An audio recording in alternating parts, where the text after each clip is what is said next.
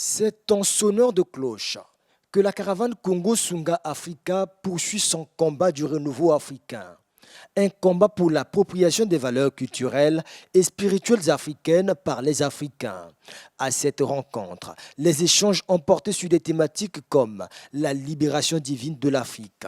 Mais c'est un problème, n'est-ce pas, que les Africains sont un peu dans une prison mentale.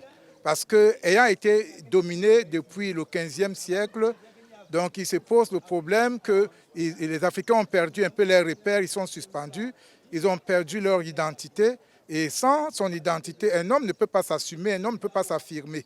L'évolution humaine est jugée donc même à l'aune des mathématiques. Mais nous avons donc toutes ces preuves-là pour montrer que la science doit être révisée de fond en comble. Pour l'initiateur de la caravane, l'Afrique se situe à l'avant-garde de la marche de l'histoire. Restaurer, l'Afrique deviendra le centre de gravité à partir de l'Afrique centrale. Donc nos dirigeants ont une grande responsabilité parce que cette caravane va partir du Congo-Brazzaville, le pays qui a été indiqué comme le pays de lancement, le pays de commencement.